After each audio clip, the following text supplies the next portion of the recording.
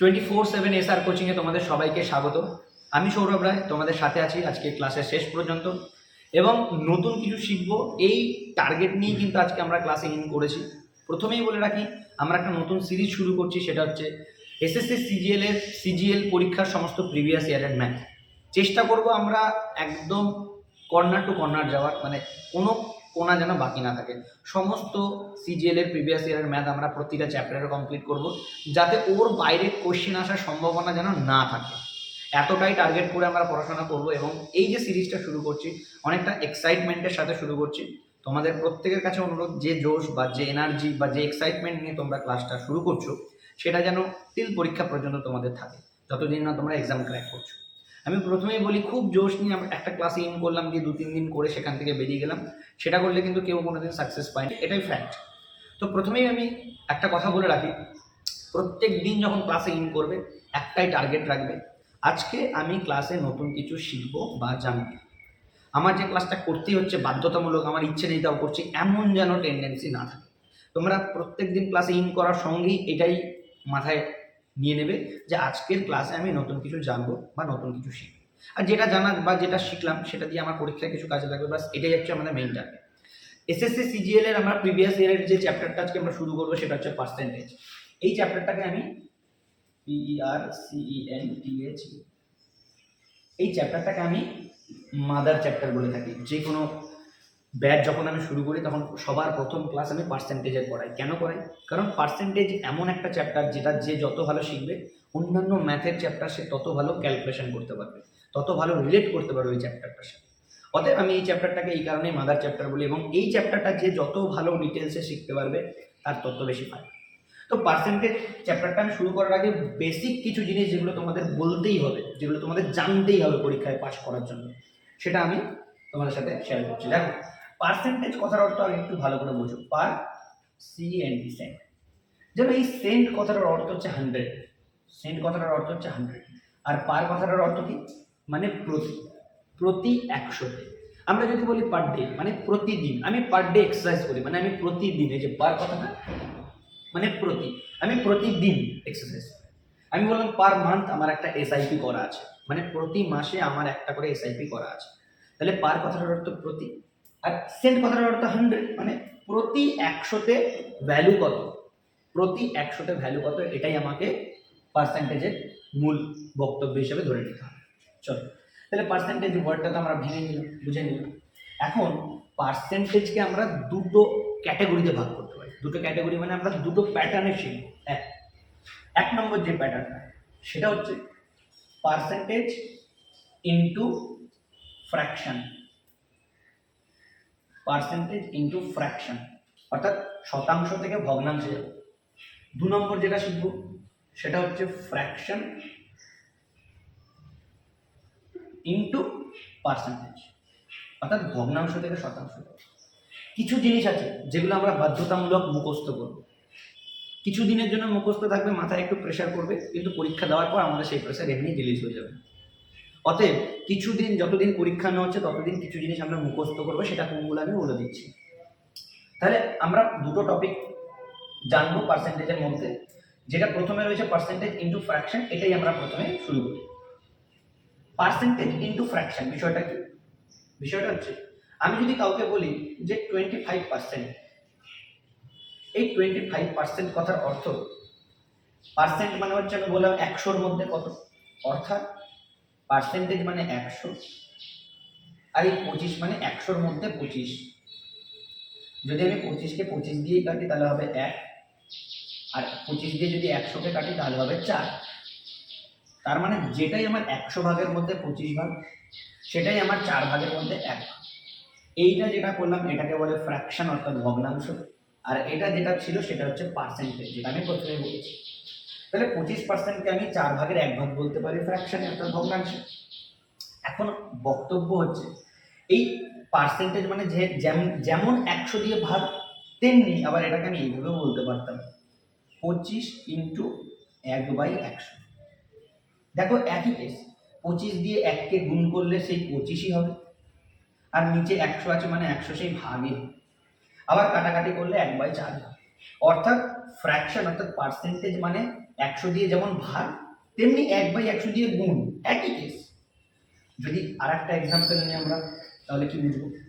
ধরো আমি বললাম 20%, মানে 20/100, অথবা আমি এটাও বলতে পারতাম যে 20 ইন্টু 1/100, একই কেস। 20 দিয়ে কাটলে 1, 20 দিয়ে কাটলে 5, অর্থাৎ ভগ্নাংশ 5 ভাগের মধ্যে 1। এটাও তাই, 20 দিয়ে কাটলে 5, 20 একে 20 মানে 1/1। অর্থাৎ 100 দিয়ে ভাগও লিখতে পারি অথবা 1/100 দিয়ে গুণও লিখতে পারি। কেন বললাম? এর কিন্তু উদ্দেশ্য আছে, আমি এমনি এমনি কোনো কিছু বলিনি। এবার যদি আমি একটা মিশ্র দিই, মানে মিক্সড দিয়ে দিই, যেমন আমি ধরো 2 নম্বর উদাহরণে বলছি যে 16/2/3%,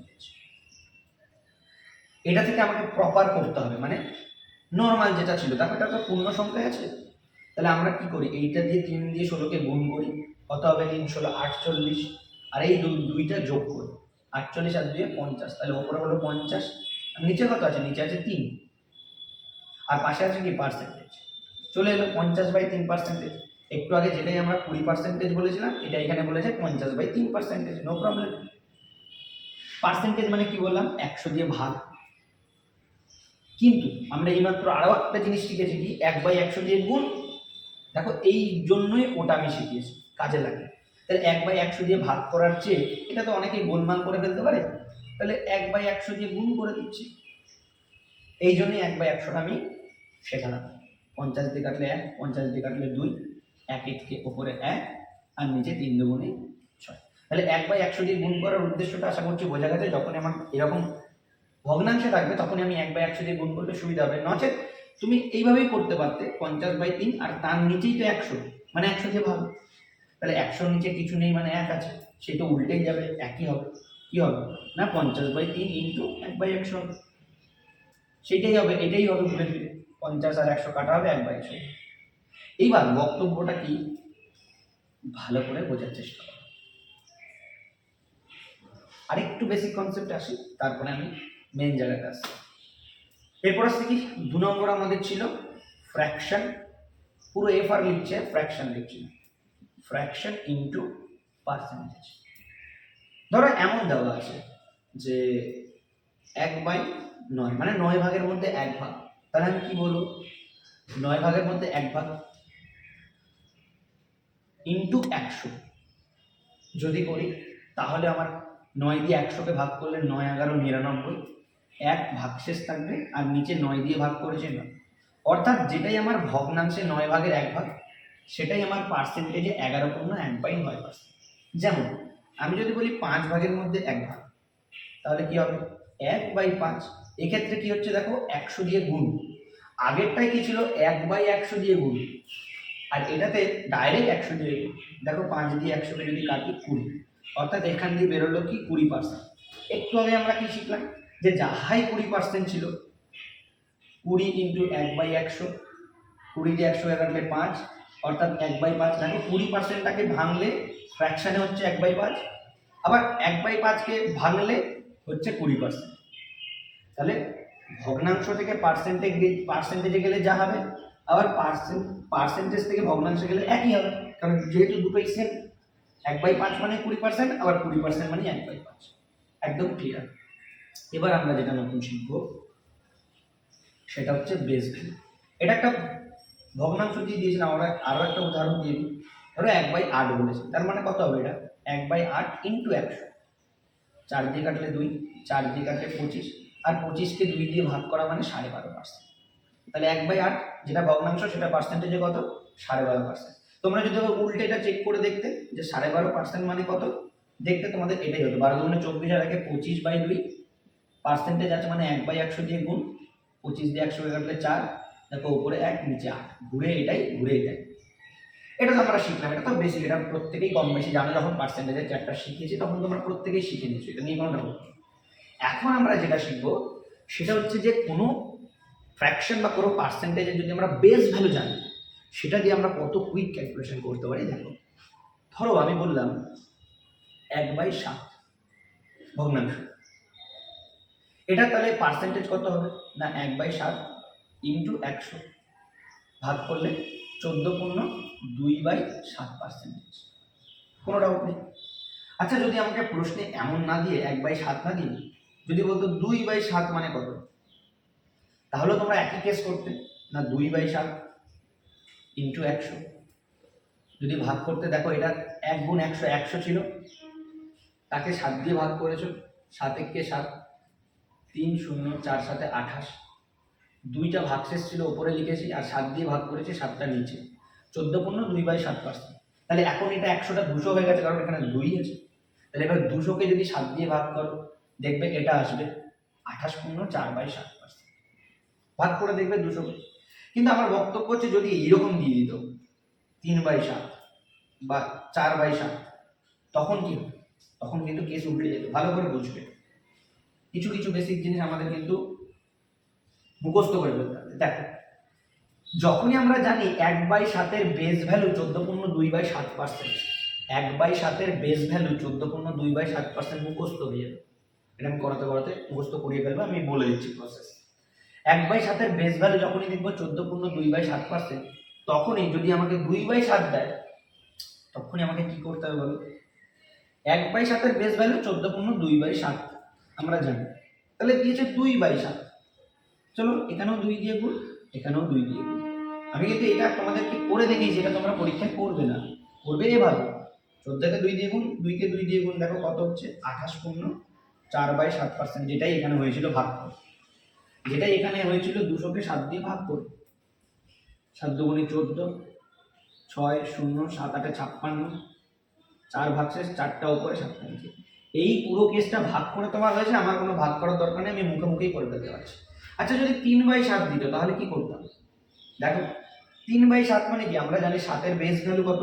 14 পূর্ণ 2/7, মানে 1/7 মানে কত জানি? 14 পূর্ণ 2/7 দিয়েছে 3, তাহলে গুণ এখানেও 3, গুণ এখানেও 3, দেখো 3 14 কত? 42, আর 3 দুগুণে 6/7, ব্যাস উত্তর হয়ে যাবে। এইভাবে আমরা যত বড় সংখ্যায় দিই তার বেস ভ্যালু করতে, বেস ভ্যালু দিয়ে আমরা ক্যালকুলেশন করতে পারি। কিন্তু এখন বক্তব্য হচ্ছে স্যার যদি 4/7 দিত তাহলে কি একই হতো? না, এখানে কেস একটু অন্য আছে, আমি ভালো করে একটু বোঝানোর চেষ্টা করি, বুঝো। এটা একটু মুছে দিলাম। দেখো যদি 4/7 দেয়, এখানে 4 নম্বরটা বলে দিচ্ছি, যদি 4/7 দেয় তাহলে কি হতো? দেখো কেসটা 4/7, 1/7 এর বেস ভ্যালু আমরা জানি 14 পূর্ণ 2/7%। 4 মানে এখানেও 4 দিয়ে গুণ, এখানেও 4 দিয়ে গুণ, এখানটা হয়ে যাচ্ছে 4 14 56, এখানে হয়ে যাচ্ছে 4 দুগুণী 8, আর নিচে হয়ে যাচ্ছে 7। আচ্ছা বলো, হর কখনো লবের থেকে ছোট দেখেছো তোমরা? নিচেরটা তো সবসময়তেই বড় হয়, হ্যাঁ যদি এক্সেপশনাল কিছু হয় তাহলে সেটাকে আমরা আরো একটু ভাগ করে ছোট করে নিই যতক্ষণ ভাগ যাবে। তাহলে 7 দিয়ে তো 8কে ভাগ যায়, 7 দিয়ে 8কে যদি ভাগ করি, 7 থেকে 7 1, এই একটা উপরে আর এই 7টা নিচে, মানে এখন এটা 1 পূর্ণ 1/7 হতো। আর এই 1 পূর্ণ সংখ্যাটা এই 1 56 সাথে যোগ করে দেবো, তাহলে এই 56টা এখন হয়ে যাবে কত? 57, আর এই একটা অবশিষ্ট, মানে 1 উপরে আর 7, তাহলে এটার আনসার কত হবে? 57 পূর্ণ 1/7%। 56 পূর্ণ 8/7 করে আসলে ভুল হবে।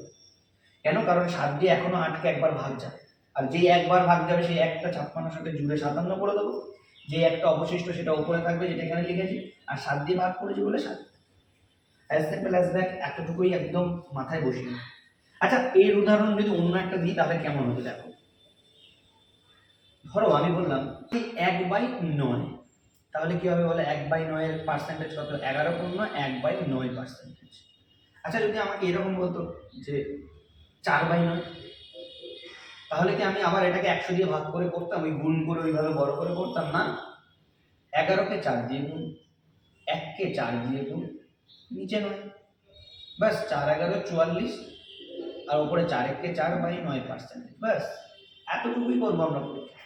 যে কোনো ডিজিট দিক, ধরো বললো 1/6, এটার বেস ভ্যালু কত? 16 পূর্ণ 2/3%। আমার মুখস্থ আছে তাই করছি, তোমরা প্র্যাকটিস করতে করতে মুখস্থ হয়ে যাবে। ধরো আমাকে দিয়েছে 3/6, আচ্ছা আমাকে ধরো দিয়েছে 5/6 বার, তাহলে কি করবো? 16কে 5 দিয়ে গুণ, 2কে 5 দিয়ে গুণ, আর নিচে কত? 3, তাহলে 5 16 কত? 80, আর ওপরে 5 দুগুণে 10, আর নিচে কত? 3। এবার বল 3 দিয়ে তো 10কে এখনো ভাগ যায়, এখনো 3 বার ভাগ যায়, তাহলে 3 বার যে 3 বার ভাগ যাবে সেই 3 বারটা 80কে দিয়ে দেবো, হয়ে যাবে 83। এক ভাগশেষ থাকবে, তাহলে 1 উপরে 3, 83 পূর্ণ 1/3%। এইভাবেই আমরা ক্যালকুলেশন করবো এবং অনেক কুইক হয়ে যাবে, অনেক। তাহলে এটা তো একটা শিখলাম আমরা প্রসেস। চলো এরপর যে প্রসেসটা আমরা শিখবো, ফার্স্ট আমাদের মুখস্থ করতে হবে টেবিল। এইটাই যেটা বলছিলাম যে একটু মুখস্থ করে নাও না, পরীক্ষার আগে পর্যন্ত মুখস্থ করো, পরীক্ষা দিয়ে দেওয়া হয়ে গেল বাস ভুলে যাও, আমার কিছু যায় আসে না। কি টেবিল মুখস্থ করবো স্যার? না 1/1 মানে 1 আর 1 কাটা মানে 1, এটা মানে হচ্ছে 100%। ভালো করে এই টেবিলটা মুখস্থ করবে, তারপরে পরের দিনের ক্লাস করবে, না হলে কিন্তু ক্লাস করে লাভ হবে। আচ্ছা 2 ভাগের মধ্যে 1 ভাগ যেটা বলছি সেটা কত পার্সেন্টেজ? 50%। আচ্ছা 3 ভাগের মধ্যে 1 যেটা সেটা কত হবে? তোমরা প্রত্যেকেই জানো 33 গুণ 1/3%। 4 ভাগের মধ্যে 1 ভাগ যেটা সেটা কত হবে? 25%। 5 ভাগের মধ্যে 1 ভাগ যেটা হবে সেটা কত হবে? 20%। স্যার এটা কোথা দিয়ে পাচ্ছেন? একটু আগেই বললাম 1/1 ইন্টু 100, তার মানে 100%। 1/2 ইন্টু 100 50%। 1/3 ইন্টু 100 ইন্টু 33 গুণ 1/3%। 1/4 ইন্টু 100 25%। 1/5 ইন্টু 100 20%। তাহলে এইভাবে আমরা কত দূর মুখস্থ করব? স্যার 20 পর্যন্ত মুখস্থ করবো আমরা, তাহলে কিন্তু আমাদের অনেক কাজ হয়ে যাবে, মানে অনেক ক্যালকুলেশন অনেক তাড়াতাড়ি হবে। তাহলে 1/6 আমাদের কত হবে? না 16/2/3%। 1/7 আমাদের কত হবে? না 14/2/7%। 1/8 আমাদের কত হবে? না 12.5%। 1/9 আমাদের কত হবে? 11/1/9%। 1/10 আমাদের নর্মালি মনে থাকে না 10%, কারণ 1/10 ইন্টু 100 করলে 10 10 কাটা 100 হয়ে যাবে, 10 আর 100 কাটলে 10 হবে। তাহলে 1 থেকে 10 এমনি আমাদের মুখস্থ হয়ে যায়। 1 মানে 100, হাফ মানে 50, 1/3 মানে 33 গুণ 1/3%, 1/4 মানে 25%, একদম নর্মালি হয়ে যাবে। 10 অব্দি হলো। 1/11 মানে 9/1/11%। 1/12 মানে 8/1/3%। কোথাও যদি মিস্টেক হয় আমাকে জানাবে। 1/13 মানে 7/9/13%। 1/14 দেখো এই 1/14 আর এখানে 7 কোথায় গেল? এই যে 7 রিভার্স হবে, মানে দেখো 7/1/7 কিছুটা রিভার্স, মানে টোটালটা না কিছুটা। আচ্ছা জায়গাটা পরে বোঝাচ্ছি। 1/15 6/2/3%। 1/15 পর্যন্ত কমপ্লিট। আসো 1/16 কত হবে? 6/16 96, মানে 6/1/4%। 1/17 কত হবে? 5/15/17%। 1/18 কত হবে? 5/9%। 1/19 সেম 5/5/19%। আর লাস্ট 1/20 মানে হচ্ছে 5%।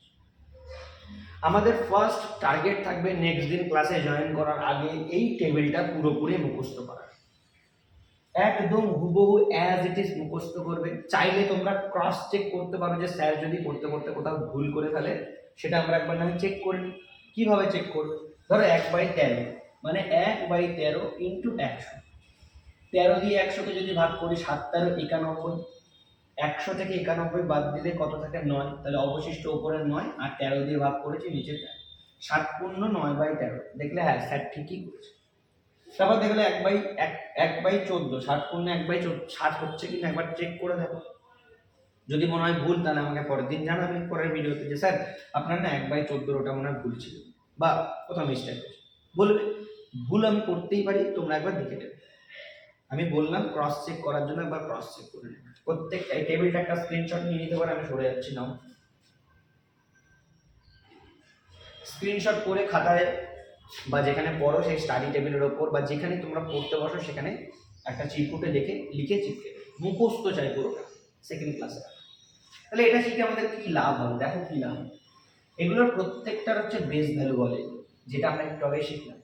যে 16/2/3% কার বেস ভ্যালু না 1/6, 1/6। এতে কি লাভ হবে, যদি আমাকে সঙ্গে সঙ্গে 3/6 সরি যদি সঙ্গে সঙ্গে আমাকে ধরো বললো 4/6 বার, তাহলে আমরা কি করব, 4 দিয়ে 16কে গুণ করবো, 4 16 64, 2 দিয়ে 4কে গুণ করবো, তো 4 দিয়ে 4কে গুণ করবো, এটা কত 2 দিয়ে 4কে গুণ করবো, আর নিচে হচ্ছে 3, বাস 4 16 64 হবে, আর যদি উপরে 8 হবে নিচে 3 হবে, 3 দিয়ে 8কে দুবার যায়, মানে 66.2/3% হয়ে যাবে। কেন, এই বেস ভ্যালুটা যেহেতু জানি 1/6 বেস ভ্যালু 16.2/3%, তার জন্য আমার এটা বার করতে কোনো সমস্যা হবে না। যদি বেস ভ্যালু না জানো তাহলে এইটা বার করতে কিন্তু কাল ছুটে যাবে, অনেকটা সময়। তো এই কারণে কিন্তু আমরা শিখেছি প্রচুর প্রচুর কাজে লাগবে, আমি বারবার বলছি মুখস্থ করে নেবে। এইবার আমরা যে প্রসেসটা শিখবো সেটা হচ্ছে less than one process. Less than one process কি স্যার, ভালো করে বুঝো। ধরো আমি দিয়েছি কোনো একটা ডিজিট, ধরো দিয়েছি 6/7, সাপোজ ধরো আমি এরকম একটা ভগ্নাংশ দিয়েছি 6/7, এটার পার্সেন্টেজ কত? তোমরা বলবে স্যার আমরা তো এটা এইমাত্র শিখলাম, যে আপনি শিখিয়েছেন যে 1/7 মানে 1/7 মানে আমি জানি 14.2/3%, তাহলে দিয়েছেন 6/7, তাহলে 14 × 6 আর 2 × 6/3, তাহলে 6 14 কত 84, 5 14 70, 6 14 84, আর এখানে 6 দুগুণে 12 আর নিচে 3, তাহলে কি হবে, কাটাকাটি করবো, তাই তো হচ্ছে, হ্যাঁ 6 দুগুণে 12 আর নিচে নিচে 3, তাহলে নিচে তো 7 হবে, এক্সটেন্ডে সরি নিচে 7, 14.2/7 না, তাহলে নিচে 7, তাহলে দেখো 12 দিয়ে 7কে আমি একবার ভাগ করতে পারি, তাহলে 84টা হয়ে যাবে একবার 85, আর এখান থেকে অবশিষ্ট 5 আর নিচে 7। স্যার এইভাবে তো আমরা এইমাত্র শিখলাম, আপনি তো শেখালেন, তাহলে আবার এটা কি বলতে চাইছেন? তাহলে এটা আরেকটা ইউনিক প্রসেস। দেখো 6/7 আছে, আচ্ছা 6/7টাকে আমি এভাবে লিখতে পারি কিনা বলো, 1/1 - 7, 1/7। দেখো এটাকে আমি কেন এইভাবে লিখতে পারি ভালো করে বোঝো। ধরো 7 হচ্ছে আমার লসাগু, আর এখানে 7 × 7 মাইনাস 7-এর এই একটা একই থেকে যাবে, তাহলে এটা যদি আমি ক্যালকুলেশন করি 6/7ই হচ্ছে কিনা বলো, তাহলে 6/7-এর পরিবর্তে আমি এটা লিখতে পারি, কেন, কারণ কোনো কিছু থেকে মানে টোটাল এক অংশ থেকে আমি যদি যেটা বাদ আছে, দেখো 6 থেকে 7 কত বাদ আছে, 1 বাদ আছে, 1 কম আছে, তাহলে ওই 1/7 যদি বিয়োগ করে দিই টোটাল এক অংশ থেকে, তাহলে আমি টোটাল যেটা ছিল সেটাই। তোমার বাড়িতে ট্রাই করবে, চলো এইবার তাহলে কি কেস, 6/7কে যদি আমি এইভাবে লিখতে পারি 1 - 1/7, এটার লাভটা কি ভালো করে দেখো। 1 মানে আমি কি জানি, 1 মানে আমি জানি যে 100%, 1 মানে আমি কি জানি 100%, কেন, কারণ আমরা একটু আগে টেবিল শিখলাম 1/1 = কত 100%, মানে 1 যদি নিজে থাকে তার মানে হচ্ছে 100%, 1ই হচ্ছে 100%। আর বলো একটু আগে শিখলাম 1/7 মানে কত, 1/7 মানে 14.2/7, 1/7 মানে কত 14.2/7, বেস ভ্যালু আমার মুখস্থ ছিল, তাহলে 1/7 মানে কত -14.2/7%। এবার বলো 100 থেকে এইটা বিয়োগ করা কত সহজ, আমি ব্যাচেও শিখেছি, আবার একবার শেখাচ্ছি। 2/7 কত কম আছে না 5 কম আছে, 7-এর মধ্যে 5 কম আছে, দেখো 7-এর মধ্যে 2 আছে, তার মানে 5 কম আছে, 7-এর মধ্যে যদি 5 কম থাকে, তাহলে যদি আমি 5 দিয়ে দিই, 7-এর মধ্যে 5 যদি দিয়ে দিই, তাহলে 14টা হয়ে যাবে 15, আর 100 থেকে 15 বিয়োগ করলে কত হবে 85। দেখো 85 পূর্ণ 5/7, দেখো এটাও আমার ক্যালকুলেশন করে 85 পূর্ণ 5/7, এটাও তোমার ক্যালকুলেশন করে 85 পূর্ণ 5/7। এখন এইটা অনেকে হয়তো বুঝতে পারলো না যে স্যার এটা কিভাবে করলেন, একটু আরেকটু বলে দিই। দেখো 2/7 আছে, একে যদি আমি 5/7 দিয়ে দিই, মানে যতটুকু কম আছে ততটুকু যদি একে দিয়ে দিই, দেখো কি হবে, 7 7 লসাগুতে 7, 2-এর 2, 5-এর 5, যোগ করলে উপরেও 7 নিচেও 7, কাটাকাটি করলে 1। অর্থাৎ এক অংশ করার জন্য আমি এই কেসটা করলাম, যে 2/7কে যদি আমি 5/7 দিয়ে দিই, তাহলে এটা টোটাল মিলে 1 হবে, এটাই করেছি। তাই ছিল এখানে 2/7, একে আমি দিয়ে দিয়েছি 5/7, তাহলে এটা এখন হয়ে গেছে কত 1, তাহলে 14-র সাথে 1 যদি হয় কত হয় 15, 100 থেকে 15 বিয়োগ করলে কত 85, তাহলে 100 থেকে 15 বিয়োগ করেছি 85 আর দিয়েছি 5/7, হয়ে গেল। আরেকটা উদাহরণ দিই, যদি আমি 100 থেকে বলি 83 পূর্ণ 1/3 বিয়োগ করতে, তাহলে তোমরা কি করবে, এটাকে ভেঙে আবার 100 থেকে বিয়োগ করবে না, 1/3 আছে, তাহলে কত কম আছে? 2/3 কম আছে। 2/3 দিলে এটা 1 হয়ে যাবে। 83 কে 1 বাড়িয়ে দিলাম, তাহলে কত হবে? 84 হয়ে গেল। 100 থেকে 84 বাদ দিলে কত হয়? 16 পূর্ণ 2/3 হবে। এই তো প্রসেস, আর তো কোনো হাতি ঘোড়া কিচ্ছু নেই। 1/3 কে 2/3 দিয়ে দিয়েছি, এটা 1 হয়ে গেছে, তাহলে 83 একে 84 হয়ে গেছে। 100 থেকে 84 বাদ দিলে 16 হয়, 16 পূর্ণ 2/3 উত্তর হয়ে গেছে। তাহলে এই প্রসেসটা শিখে আমাদের কি লাভ হলো? দেখো কি লাভ হলো। এই লেস দ্যান 1 শিখে আমাদের দেন হবে, একটু ভুল করে এম লিখে ফেলেছিলাম। লেস দ্যান 1 শিখে আমাদের কি লাভ হলো? দেখো আমি বললাম 8/9 এটা কত বলে দেখো, এটা কত পার্সেন্টেজ বলে দেখো। তাহলে তোমরা কি এখন এটা করতে যাবে?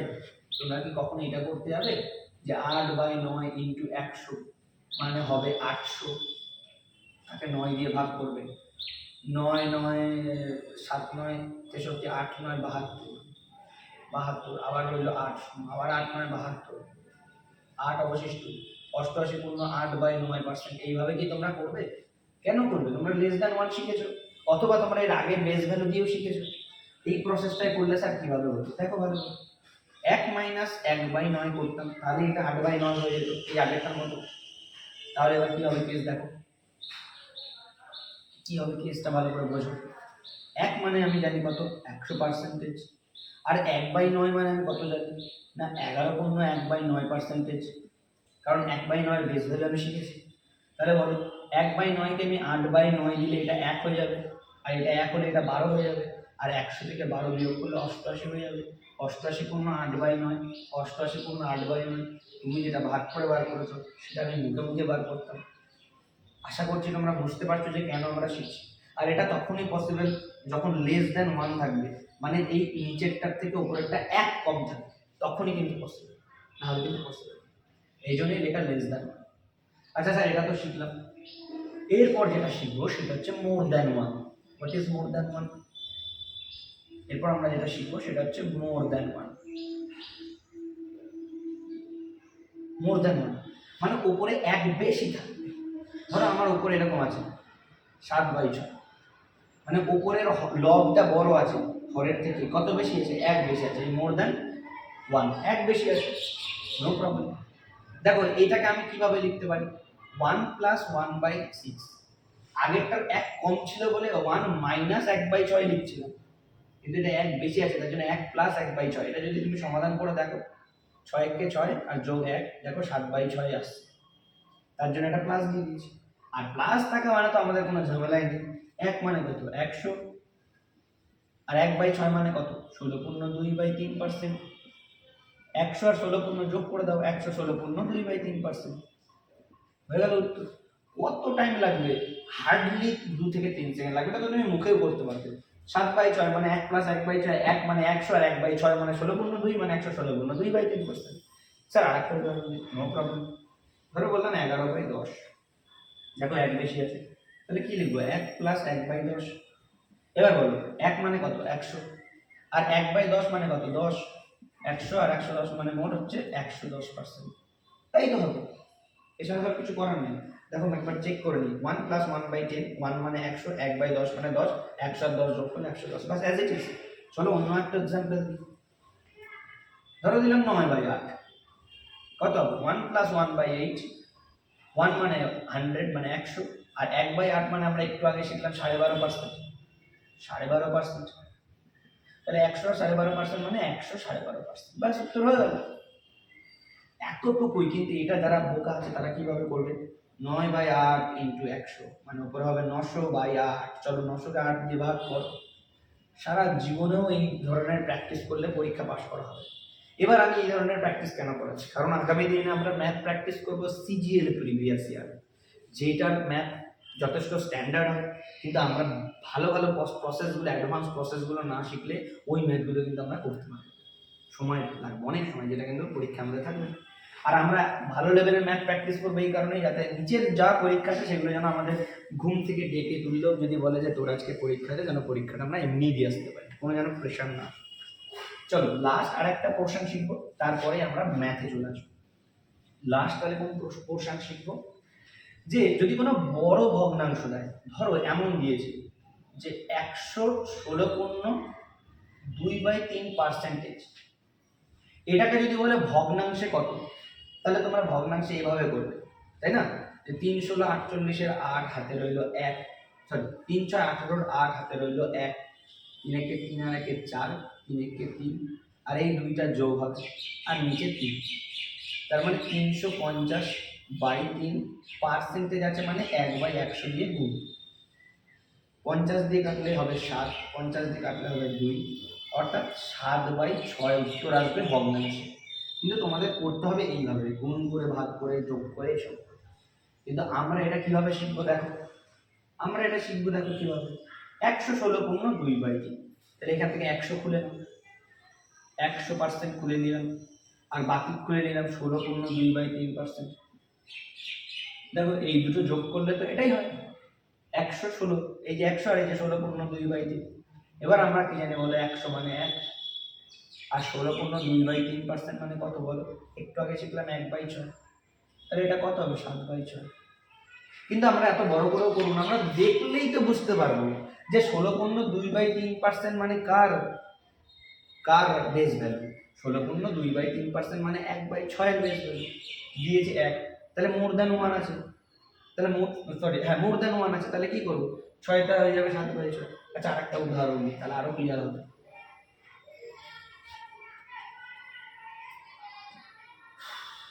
ধরো 411.1/9% দিয়েছি, এটা কত আমাকে বার করতে হবে বলো। 400 এখান থেকে খুলে নিতে পারি, আর 11.1/9% এখান থেকে খুলে নিতে পারি, তাহলে কি দাঁড়ালো বলো, 400 বেস ভ্যালু কত হয় বলো, বেস ভ্যালু বলছি 400 মানে কত হয় বলো, 400% মানে 4, আর 11.1/9 মানে কত হবে বলো, 11.1/9 কার বেস ভ্যালু, না 1/9 এর বেস ভ্যালু। তাহলে 4 যোগ 1/9 মানে কত, 4, 4 9 36, আর 1 37/9। এইটা তাহলে ফ্র্যাকশনে করলে 37/9। সবসময় যে মোর দ্যান 1 হবে তা তো নয়, আমি 100 দিয়ে করলাম বলে মোর দ্যান 1 হবে। যদি 600 700 দিয়ে করতাম, আচ্ছা ধরো বললেন এরকম যে 600.12% মানে কত ভগ্নাংশে, তাহলে দেখো কি 600 মানে এখানে 600% যোগ 12.5%, তাহলে দেখো 600 মানে কত হবে 6, 100 মানে যদি 100% মানে যদি 1 হয়, 400% মানে যদি 4 হয়, তাহলে 600% মানে 6, প্লাস 12.5 মানে কত জানি বলো 1/8, তাহলে 1/8 আর 6 যদি যোগ করি, 6টা 48 আর 1 49/8 হবে এটা। এইটাই যদি তোমরা আলাদাভাবে ভাগ করে যোগ করে করতে কত টাইম লাগবে তোমাদের আইডিয়া নেই, একবার করে দেখবে। আমি কয়েকটা এক্সাম্পল দিচ্ছি, করে দেখবে। তোমাদের হোমওয়ার্ক রইল, প্রত্যেকে খাতা আর এই নোট যেন আমি পেয়ে যাই প্রত্যেকের কাছে, যারা ব্যাচে পড়ছো আর যারা ব্যাচে পড়ো না, অন্যান্য কোনো প্ল্যাটফর্ম থেকে দেখছো, তারা তোমাদের মতো বাড়িতে প্র্যাকটিস করে নেবে। আমি তাহলে কয়েকটা উদাহরণ দিই, তোমরা বাড়িতে, আমি হোমওয়ার্ক দিচ্ছি, তোমরা বাড়িতে করো। 814.2/7% সমান সমান ফ্র্যাকশনে কত? 206.1/4% ফ্র্যাকশন কত? 905.15/17% ফ্র্যাকশনে কত? এই তিনটে তাহলে তোমাদের হোমওয়ার্ক রইলো, এই তিনটে হোমওয়ার্ক তোমরা কমপ্লিট করবে, এবং প্রত্যেকের খাতা কিন্তু আমি চেক করব, ক্লাস নোটটা যেন প্রত্যেকের খাতায় আপ টু ডেট থাকে। আর যারা যেখানে বুঝতে পারলে না, ব্যাচে জিজ্ঞেস করবে যে ব্যাচে পড়ো। যারা অন্যান্য প্ল্যাটফর্ম থেকে দেখছো, কোথাও বুঝতে অসুবিধা হলে জানাবে। ব্যাচে কারা কারা ক্লাস করলে আমি কিভাবে বুঝবো, কমেন্ট বক্সে একটা লাইক সাইন অথবা প্রেজেন্ট বলে লিখে রাখবেন, যে প্রেজেন্ট। কমেন্ট বক্সে কোনো নাম লিখতে হবে না, কারণ নাম লিখতে হবে না, কমেন্ট বক্সে শুধু লিখবে প্রেজেন্ট, অথবা একটা লাইকের চিহ্ন দিলেও হবে। আর প্রত্যেকে ভিডিওটাতে একটা লাইক করে দেবে, যারা ক্লাস করলে, যারা অন্যান্য প্ল্যাটফর্ম থেকে দেখছেন বা দেখছো একটা লাইক করে দেবে, আর যারা ব্যাচের দেখছো প্রত্যেকের কাছে অনুরোধ একটা লাইক করে দেবে ক্লাসটাতে। আর এই পুরো নোট বা ক্লাসের যে ক্লাস নোটটা আমি কিন্তু প্রত্যেকের খাতায় ইন্ডিভিজুয়ালি চেক করবো, সেটা আমার প্রসেস আছে, এইভাবে চেক করবো। আজকের ক্লাসটা কেমন লাগলো, আশা করছি ভালো লেগেছে, নতুন কিছু হয়তো শিখতে পেরেছো। নেক্সট দিনের ক্লাস তখনই জয়েন করবে যখন এই ক্লাসটা করবে, অর্থাৎ এই ক্লাসটা যদি করা থাকে তবেই পার্ট 2 এর ক্লাস করবে, নাহলে ক্লাস করবে না, আমি করতে দেবো না, একদম স্ট্রেট কাট। আর যে টেবিলটা মুখস্থ করতে দিলাম সেই টেবিলটা যেন প্রত্যেকের মুখস্থ হয়ে যায়। আজকে তাহলে এই পর্যন্ত রইলো, দেখা হচ্ছে নেক্সট ক্লাসে। সবাই ভালো থাকবে। জয় হিন্দ।